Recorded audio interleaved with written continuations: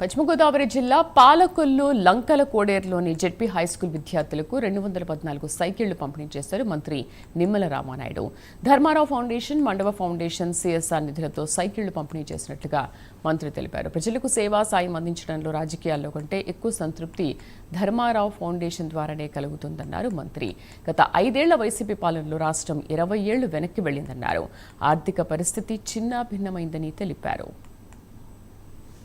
ఎమ్మెల్యేగా వస్తే ఏ రకంగా ఇంకా ఎక్కువ పనులు చేయొచ్చో ఆ రకంగా నేను ఎమ్మెల్యేగా కూడా నా పరిధిని విస్తరించి 14-19లో మీకు పనిచేశాం.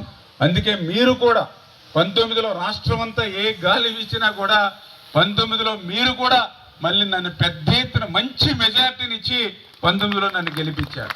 మరి 19-24 దురదృష్టం, ప్రభుత్వం అధికారంలో లేదు. మన ప్రభుత్వం అడుగడుగునా కూడా ఆంక్షలే, అడుగడుగునా కూడా మరి ఆ రోజు మీ అందరికీ తెలుసు, ఉదయం మా ఇంటి దగ్గర పేపర్ వేసేవాడు కంటే ముందు పోలీసు వాడు వచ్చి ఉండేవాడు.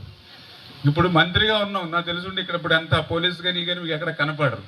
మా ఇంటి దగ్గర కూడా ఇప్పుడు ఎక్కడ ఉండరు. గ్రీవెన్స్ నేను రాత్రి 11-12 దాకా గ్రీవెన్స్ తీసుకుంటూ ఉంటాం. ఒక్కొక్క శనివారం ఆదివారం కూడా ఖాళీలు లేకుండా.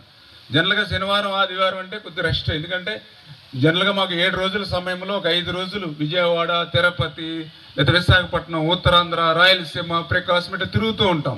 తిరిగి విజయవాడలో తిరిగి, అది కూడా చంద్రబాబు నాయుడు గారికి అత్యంత ఇష్టమైనటువంటి శాఖ ఇరిగేషన్ శాఖ. ఖచ్చితంగా